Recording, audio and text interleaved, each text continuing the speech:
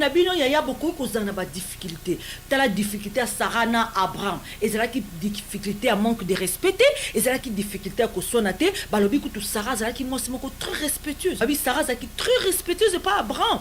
C'est qui na respect ma casse pas ya mobali na ye. T'as mo difficulté na bango. Et c'est là qui na angle ya respect, manque de respecter. Et c'est là qui peut-être na angle ba discussion te. Mais difficulté na bango c'est là qui et pas ya kobota. Et c'est là qui na kobota. Na kozwa mwana yaya il y a eu difficulté peut-être ça na kobota te difficulté dans temps c'est ça na evani na kata manque de respect difficulté na evani na kata manque de considération envers ton mari difficulté na evani peut-être na oyo sala kan cacher to mobala sepelara na ngote mais bien aimé chaque couple basa na ba difficulté na bango yango na lobaka toujours na mabala yaya ko comparer oya yote na moninga ko zala te toujours omoni moninga te tala moninga nde basali tala moninga yaya ko zala na ba comparaison wana te oyebi comportement mobali wana envers sa femme oyebi pe comportement moi si wana envers son homme donc cessez de comparer ton couple avec les couples des autres yaya okwa boutir na elo côté agar loko amonaki ki loko la botina patron loko amonaki moni ndenge za la rate donc moi c'est libanda so monika déjà botina mobali na yo akomi mapika komi zolo amo loko azu place amo loko ayona yebo kokani njoke loko ezati agar na Sarah jamais bakotika kokokana atakuta gar mutabota ki mwana liboso atakuta gar botina Abraham jamais bakokokana maman la femme légitime c'est toujours la femme légitime oh kokana jamais na likambo yongo mona no baba se mabala mama yo zana kati ya libala na ozana mobali na oza légitime babala yo pasi ya nino ke tia zolo no libanda yaya musala nini yango salite oyo ke no landaka makango musala nini yango salite oyo ke zaka sima maloba na ye on répond les imbéciles par le silence mokile loba biso na bonzambe to loba garde silence l'éternel combattra pour toi. Yongo tout le monde a que basi ya mabala ya bazana moi certain pouvoir mo boy devant makam vous avez un pouvoir oyo uti pa ya nzambe parce que tu es la femme légitime yaya agar kanisa ki le fait ya robota na Abraham dalinge ko koka na niveau na Sarah ya kanisa ki lokola zana mwana na Abraham donc Abraham akotika e jamais akende ayokela monsi na akotika e jamais akende parce que azana mwana na yaya ko tambola yaya okotambola otambola osali pe mokili na yo okepe osala vie na mususu na mulongo sombuna bana akokala bomi omala izali bana na ye nzambe tukipala ni izali kema mama kema ni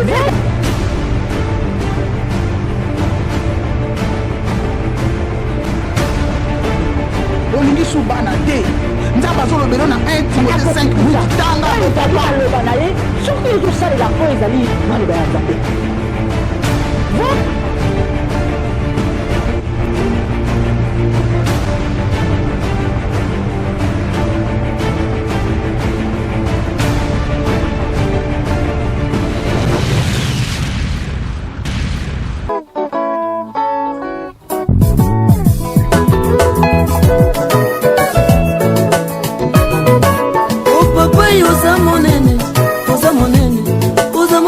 papa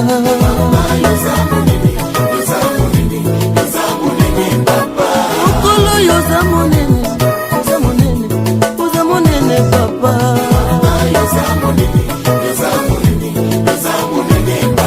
yoto zali na makoki ya kolokota lokasa na mabele kozongisa na nzete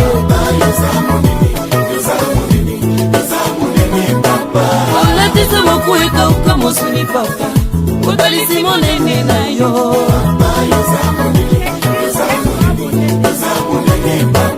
ozali mboka esengo na ngai nabengi yo papa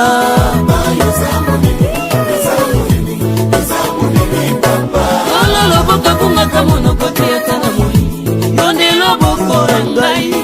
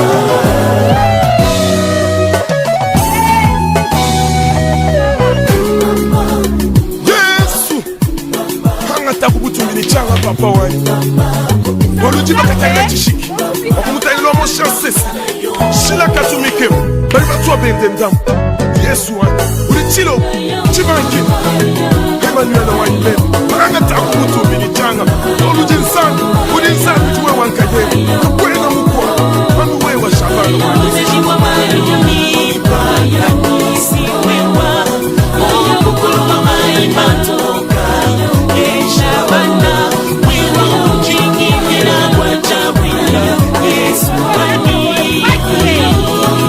Iyo yo yo Izambi wanye Iyo yo yo Izambi wanye Majila wanye Chabukula wanye Majila wanye Chabukula wanye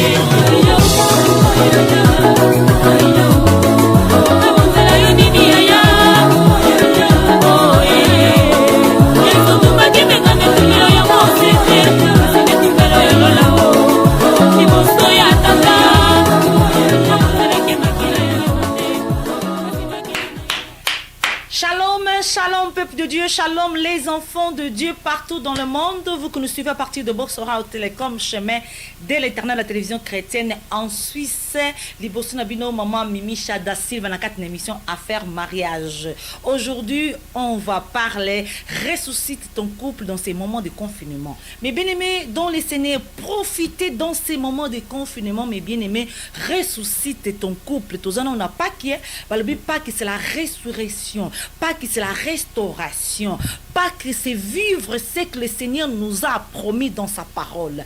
Pas que mes bien-aimés dans le Seigneur, c'est là où Nzambe appelle ça qui biso et longa. Dans le baka mingi plusieurs fois na ba émission, dans le baka été soki ozako bunda na kombo na Yesu, soki ozana kati na principe en Nzambe, soki yonde mutozo bunda na makomi na Nzambe, yeba ete devant ces combats, l'échec est déjà scellé. L'échec de l'ennemi est déjà scellé. Dans l'obaka, toujours na kat na ba faire un mariage, moi si alibala, ata muta makango libanda aeko déranger yo, ata makango libanda azo bundisa yo, yeba ete combat na yo eza déjà scellé. C'est-à-dire quoi? Na kat na combat oyo, oza déjà ne longa. Oza ne longa parce que c'est toi la légitime, c'est toi la femme légitime et surtout mes bien-aimés dans le Seigneur, pas imaloba na Nzambe. Isaac Okokisama, Dieu aussi est derrière sa parole pour l'accomplir. C'est-à-dire que Moutou Oazwa Kobundisayo, donc l'échec nae est déjà scellé na ngomba ya Golgotha et pas Yesu Masi a pesa ki bana na Nzambe nyonso elonga. C'est-à-dire que tant ozubunda na kombo na Nzambe, quand tu es la femme légitime, ne te soucie pas. La seule chose que tu dois faire est prendre possession de ta victoire et prendre possession de cette victoire que Jésus nous a donnée à Golgotha. Balobi makila na sopana ki akufi pe aseku po eba kopesa biso lobiko. Mais bien aimé dans le Seigneur, prends possession de ta victoire, prends possession na Nzambe apesio. Mais bien aimé dans le Seigneur, je dis profite dans ces moments de confinement, ressuscite ton couple. Ça, c'est le message automemi yango na mokona lelo toza la brève, mais bien aimé dans le Seigneur. En tout cas, nous avons besoin tout simplement na passer message pas à moi si moko pas à mobile moko pas à couple. En tout cas mes bien-aimés dans le Seigneur, c'est très important à ces moments de confinement que nous puissions profiter aussi se nourrir de la parole de Dieu, car la Bible déclare la foi vient de ce qu'on attend, de ce qu'on attend vient de la parole de Dieu. Plus vous méditez maloba na Nzambe, plus vous anakondima. Tant vous méditez maloba na Nzambe, ce sont des paroles qui restent en toi devant les difficultés, devant la tentation, devant les turbulences, devant la tentation, tu vas te souvenir de ces paroles de Dieu et là tu mettras en pratique. Na ko tia pratique na maloba na Nzambe, t'appelles Dieu à intervenir. Mais bien aimé dans le Seigneur, tant ozo tia maloba na Nzambe na kati na pratique, ozo benga Nzambe à intervenir. Pambate Bible ya izo ko talisa biso, la parole de Dieu nous dit le Seigneur est derrière sa parole pour l'accomplir.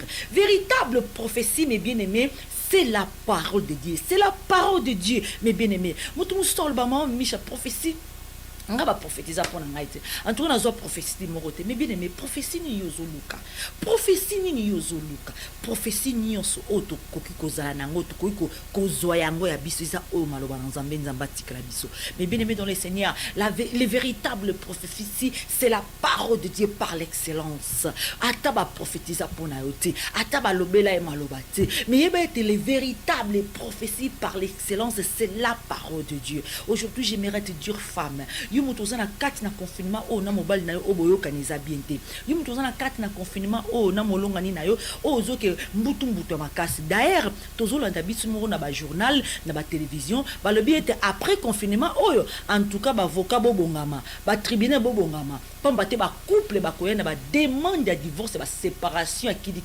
pambate même ba police ba lobi babi il y a violence conjugale et mati na confinement au pambate le l'état a saigné que tout le monde doit rester chez eux voilà qu'on vend na moins na na kati na ndako comme couper sa sujet ya ko sona sujet à makambebele mais bien aimé dans le Seigneur profite ces moments de confinement ressuscite ton couple.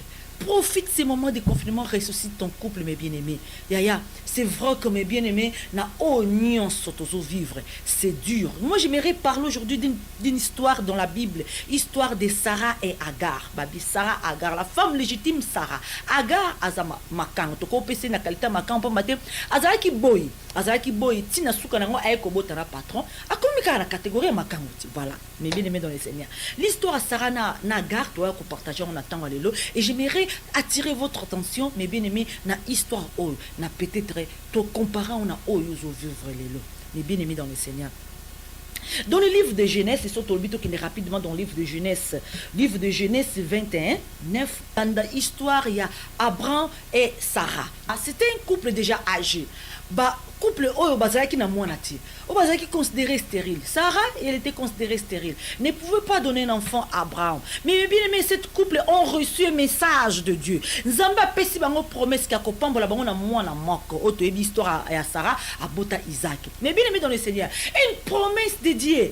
Promesse on a mis son Nzamba ezalaki impossible et kokisama. Promesse oh Sarah mon akela ba qui impossible. À un moment les hommes de Dieu quand ils ont révélé promesse en Nzamba Sarah il avait même il s'est manqué de ces hommes de Dieu sekaki alors bita on azalaki bolengi na bota kite siko kana ki mobange oh na ke no bota mais bien mais mobali nanga pe déjà comme déjà âgé balobi était na sur tant histoire ya Abraham na Sarah balobi Isaac tanga botama ki papa na yazaki na 100 ans ozolanda 100 ans Abraham a été causé moine na ya liboso a été ko simba moine mais bien aimé dans le Seigneur mais surtout zongi histoire on a sima to ebiete il y a ba événement musu salama qui pambate le Seigneur donne une promesse mais bien aimé dans le Seigneur aujourd'hui c'est vrai peut-être tu peux te poser des questions promesse ni ngana zona libala na ngai mais bien aimé dans le Seigneur profite ces moments de confinement ressuscite ton couple pourquoi j'ai dit ça maman ba difficulté ba couple le ba difficulté ba langage ba art auto se poser na ba couple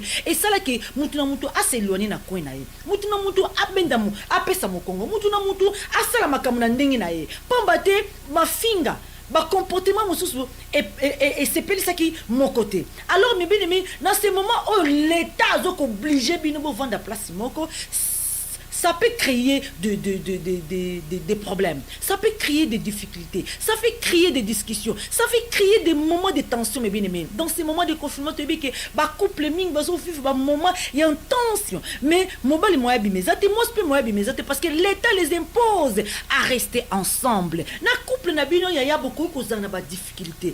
T'as la difficulté à Sarah na Abraham, et c'est là qui difficulté à manque de respecter, et c'est là qui difficulté à kosonate, bah lobi tout Sarah, c'est là qui moi très respectueux azaki na respect makasi pa ya mobali na ye ta mususu difficulté na bango ezalaki na angle ya respect manque de respecter ezalaki peut-être na angle ba discussion te mais difficulté na bango ezalaki na kobota na kozwa mwana ya eu difficulté peut-être ezana kobota te difficulté na otambo sezana evani na kata manque de respect difficulté na evani na kata na manque de considération envers ton mari difficulté na evani peut-être na oyo sala kan cacher to mobala sepelaka nango yangote. Mais bien aimé, chaque couple bazana ba difficulté na bango. Yango na lobaka toujours na mabala yaya ko comparer o ya yote na moninga. Ko zala raté toujours omoni moninga te.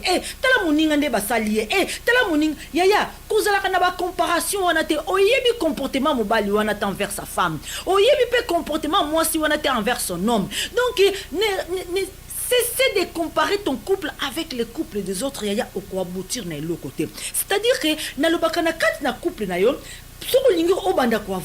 Il faut savoir minimiser. Minimiser aux ezali bêtises, minimiser aux ezali ma bena couple na yo, minimise o ezali ba défaut, mais télémisa o ezali qualité. Yaya plus aux autres télémisa o ezali qualité à conjoint na yo, plus aux autres télémisa o ezali qualité na couple na yo. Alors tes yeux et qu'on zala toujours fixé na o ya malamu o mobile na yo asalaka ou bien o ya malamu o mwasi na yo asalaka. Alors soki na couple, boza toujours na kati na boza toujours mis eza toujours fixé na o ezali négative, na o ezali ba défaut, vous allez pas aboutir. Vous allez pas résoudre, vous allez pas surtout ressusciter oh izali ya malam na kat na couple na bino. Mais bien aimé dans le Seigneur, dans ces moments de confinement, ressuscite ton couple. Mais bien aimé, ressuscite ton couple. Toujours vivre dans nos Pâques. Toujours vivre Pâques. Mais bien aimé, histoire ya à Sarah na Abraham, tolbi tozonga mwasima. Avant Sarah azwa mwana abota mwana Isaac obiso histoire. Mais bien aimé, qu'est-ce qui s'est passé dans cette couple? Cette couple de Tolobi qui bazala qui n'a pas de difficulté, il y a kosonate, il y a manque de respect, il y a manque de considération, mais bazala qui n'a difficulté à cause de moi. Mais Nzambe a fait ça qui bango promesse. Nzambe a dit que nako bénir bino na moine. Malgré ba doute il y a Sarah pour comment qui déjà âgé. Malgré ba doute il y a couple oh mais Nzambe a fait ça qui bango promesse à copé ça bango moine mais bien aimé dans le Seigneur. Maintenant qu'est-ce qui s'est passé? Pendant qu'ils attendaient la promesse, pendant que Dieu avait parlé muto zakara muto ata ba lobi na yeki nzamba osali la obo mais ye atala ka montre na ye atala ka jamais montre ya nzambe atala toujours montre na ye olobaki osala na tango nini.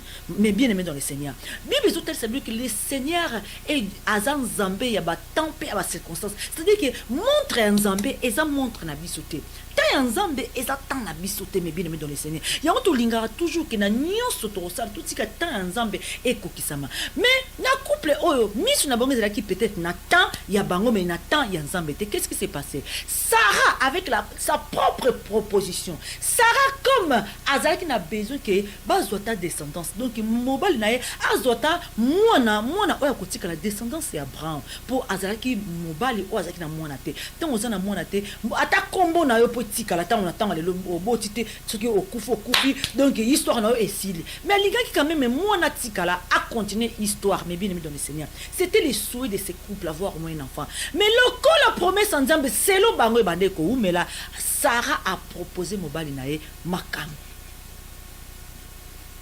Mais bien aimé dans le Seigneur, Sarah a fongoli nzela pour les kango à côté na couple na bango. Peut-être aussi cause akana yo mama lelo na zo te yo na lelo peut-être cause akana na se akanda bolobani maloba mabena mobalo lobia soko kende soko lunga olinga mwasi linga soko kende bala soko okobota banda bota bande taliyo. Mais bien aimé dans le Seigneur, attention avec nos propres paroles. Attention avec nos propres paroles. Mais bien aimé dans le Seigneur, dans ces couples, Sarah a proposé à son mari de coucher avec l'esclave, de coucher avec Agar pour te battre cause de descendance. Mais ma bossani que le Seigneur avait donné une promesse. Mais bande kota la montre ensemble, te bande kota la montre na bango. Pour na bango peut-être na charnellement sur total âge Abraham na Sarah, c'est impossible bazwa mwana. Pour bazala qui déjà âgé. Imagine-toi Isaac abotami azana 8 jours, papa na azana 100 ans.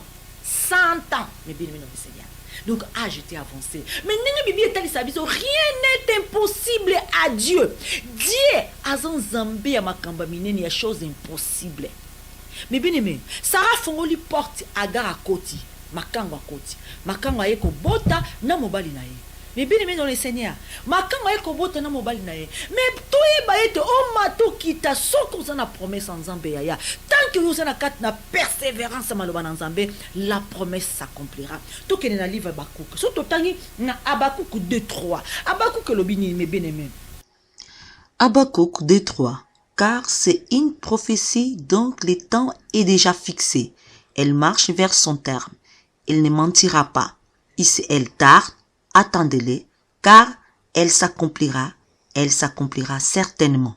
biso pesa biso promesse, il y a accomplissement, il y a maloba na Nzambe. Mais bien aimé, là-bas, livre de Bakou, même s'il t'a la prophétie de Dieu, donc la prophétie maloba na Nzambe, ate umeli, suka suka ekoko kisama. Ate umeli, mais bien aimé, suka ekoko kisama. Tant que yo zana kati na poste na yo, tu lâches pas. Tu restes accroché à la parole de Dieu. Tu restes accroché à la promesse de Dieu. Yaya, tôt ou tard, Bible bakoukezoloba, ekoko kisama la promesse de Dieu. Yaya, naina teli sa okara ke mebili mi dans le Seigneur. Peut-être ngonga ozo ba mama misha ngana mbayi nanga tuka tozo na biso prophétie. Ngana mbayi nanga tozo na biso prophétie mokote o ba prophétiser pour na biso o promesse mo nzamba pesa biso tozo na biso ngote. Donc moi vraiment na kanga na maloba o nzamba pesa nga liloba et ça passe parce que na zo na nga prophétie mokote. Yaya. Alors dans ce moment où tout na prophétie na ebisio que véritable prophétie par l'excellence c'est la parole de Dieu. La promesse de Dieu. Maman, attends mutu na bimela o liboso te. Poté ayo apesa o prophétie de la part de Dieu. Mais ce soir, moi je te dis, dans la parole de Dieu, dans le livre des Actes 16, 30, 31, la parole de Dieu dit, crois en Jésus-Christ, tu seras sauvé, toi et ta famille. Mais bien dans le Seigneur, l'illoba o ezala qui peint des jours nangai. Na ba début à conversion nangai, na ba début ya mosala ona ya vie nangai, ya vie chrétienne nangai. Mais bien dans le Seigneur. Mutu moko ta ki ko prophétiser pour nangai. Mutu moko ta lobela ki maloba nzamba lobi nanga na loba no boy. Mais je m'accroche à la parole de Dieu. Crois en Jésus-Christ, tu seras sauvé toi et ta famille. Ça c'est une promesse, ça c'est une prophétie. Ça c'est la prophétie que nous devons s'accrocher biso basia mabala, mi bala mabala, ba couple.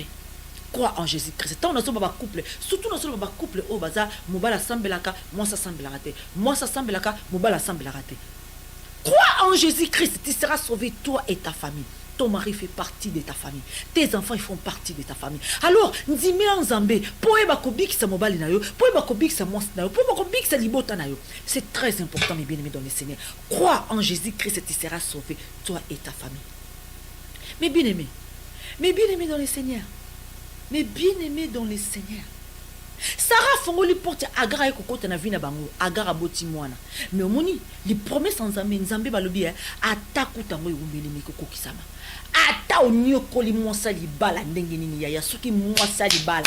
Ayebi maloba na Nzambe, akangami na maloba na Nzambe ya oza o kito bakao, o mata o kita. Destin na yo isa scellé. O to bengi l'échec. O kolonga kate. Yo makango, yo mwase libanda, okolonga kate ya to boti dibana. Oto leki mwase andaku na bana. Atos o fongoli o bimisi bana lokola mabata. Okolonga kate. Soki mwasi oyo aza déterminé a luka face à Nzambe, a telema na makola Nzambe, a bunda bitumba on a esprit, l'échec na est scellé. Bien scellé mes bien-aimés. La promesse de Dieu, malgré Oumelaki, mais Kokisama qui paye Sarah, Isaac Abotami. Isaac Abotami, Omonika, Banami Balé, na ba maman différent, Bambutu Mbutezanga rati. Bambutu Mbutuka, Bama jalousie, Babloko, bon. Oh, tozo vive lelo yaya, et Salamana batu akala. Et Salamana tango akala, tozo vive kaba Aden ba réclamation, ba makambo et Salama déjà.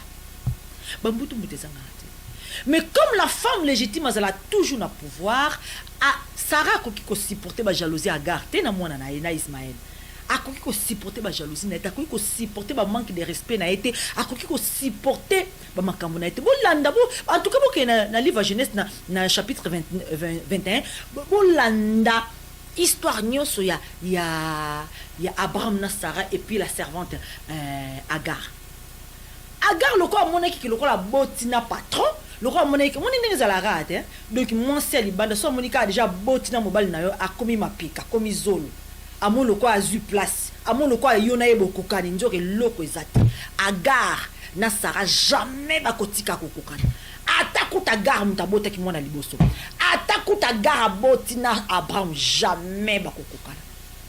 Maman La femme légitime, c'est toujours la femme légitime. Oh, kokana jamais na likam. Yo mona no baba se mabala mama. Yo zana kati ya libala na ozana mobali na oza légitime babala yo. Yo pasi ya nino ke tia zolo no libanda. Yaya, musala nini yango salite o ke no landaka makango. Musala nini yango salite o ke zara sima maloba na ye. Et on répond les imbéciles par le silence. Mokile loba. Biso la bon Nzambe te loba, garde silence, l'Éternel combattra pour toi. Mais bien aimé dans le Seigneur. Yaya, ya una pekisaka basi ya mabala ba légitime femme. Yaya vanda na position na yo ya femme légitime yaya. Nzambe azana ngambu na yo. Nzambe azana ngambu na yo. Surtout tant ozo bunda na maloba na Nzambe. Nzambe to otard akolongisa yo, mais bien aimé dans le Seigneur. Akolongisa yo. Mais bien aimé Bible zotal sabiso que Sarah kokaki lisusu babisala sala ya garde. Atindi mobali na ye, abengana makangu na mwana na ye. Mais c'est vrai, Bible zotal sabiso que ezala qui passe pour Abraham. Pambate banana mi bale bazala ki banana ye. Malgré ça, malgré azala qui na passe na motema ya kotika Agar na mwana bakende. Mais c'était les ordres aussi de la femme légitime. Il y a tout le monde qui basi mabala ya bazana moi certain pouvoir mo devant makam. Vous avez un pouvoir, oyo uti pa Nzambe parce que tu es la femme légitime. Ya Agar kanisa ki le fait ya robota na Abraham dalinge ko koka na niveau na Sarah. Ya kanisa ki lokola zana mwana na Abraham, donc Abraham akotika e jamais akende ayokela monsi na kotika jamais akende parce que azana mwana na yaya okotambola yaya okotambola otambola osali pe mokili na yo okepe osala vie na mususu na mulongo sombo na bana. Mais bien dans le Seigneur, on a ce pouvoir dans la parole de Dieu. On a ce pouvoir.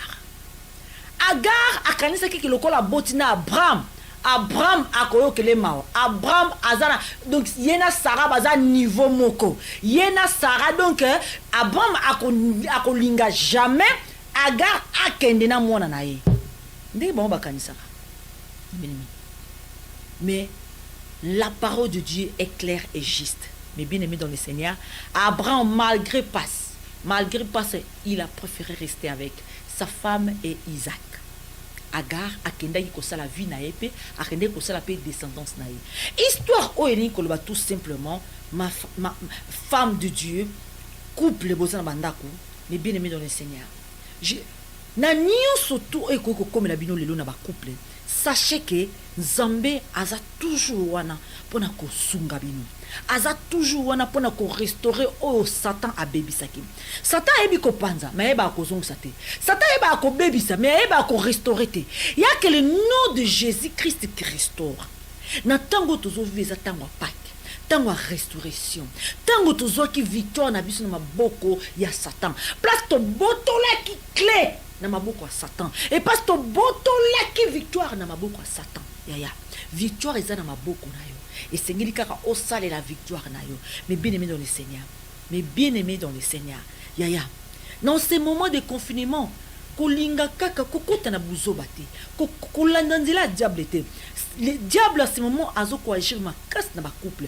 Azo sala ba makambu, azo lakisa ba makambu. O ekosenga ke moko silika, moko koma na kanda, moko ala soki na etani ni. Mais bien aimé, yango nazolo ba ke maman. Kokota na distraction te. Profite ces moments de confinement. Profite ces moments lokola mobala vanda na ndako te. Mais il est obligé vanda na ndako ya ressuscite. Oh Ezalaki Yakokufa. Ressuscite votre relation. Ressuscite une bonne conversation. Ressuscite ressuscite une bonne langage. Ressuscite ba plaire balamu. Yaya, lambela mobali loko lingaka. Zala gentil na mobali. Solola na mobali malamu. Ato zala ka mutakanda, ato zala ka muta comportement. Yaya, ba défaut oh ya ebi ki yo zala kanango. Yaya, kunda yango kende ko bimisa oya malamu kati na yo ezana ko bimisa oya malamu kati na yo yango mote ko pousser mobali na yo akoma pe malamu pai na yo yaya to gagner mobali ezali pona beauté mais to gagner mobali pona comportement. Ressuscite ton couple dans ces moments de confinement. Yaya, ressuscite ton couple. ressuscite ton couple. Nyos ekufite. Nyos ekufite lo que kufeza wana te. Ate mais la promesse de Dieu de restauration, la promesse de Dieu de salut, la promesse de Dieu ekoko kisama na bomona. Ate umeli ekoko kisama ndenge livre ba kukizo kotalisa biso. Histoire à Sarah, elinka koloba ete ke malgré bazo qui promesse ensemble, malgré bazo qui promesse, malgré babande ko douter mais promesse ensemble toujours ekoko kisama. Il y a une histoire à Sarah. Peut-être na oyo vivre. Tant que Agar n'a pas ça quelque part. Agar a zo dérangé, a zappé quelque part. Agar a zo tinda ba lettre. Agar a zo tinda ba message.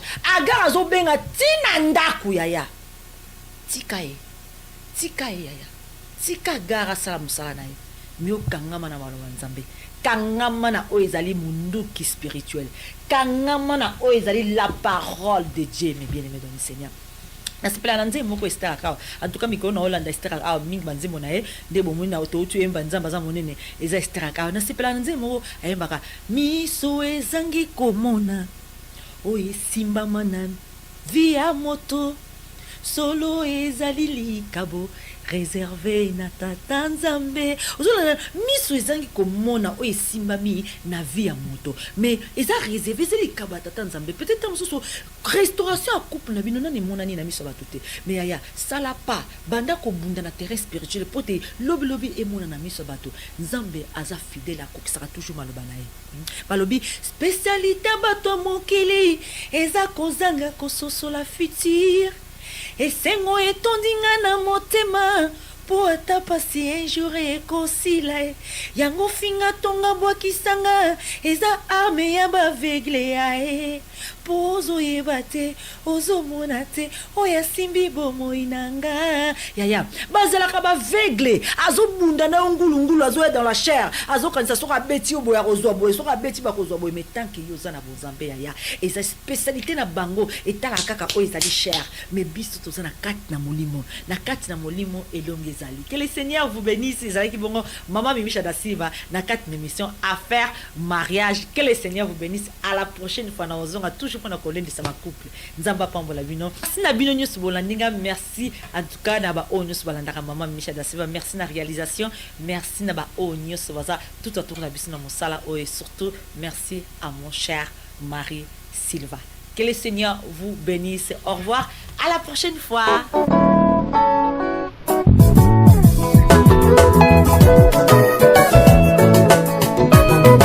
Oh papa, oza monene papa.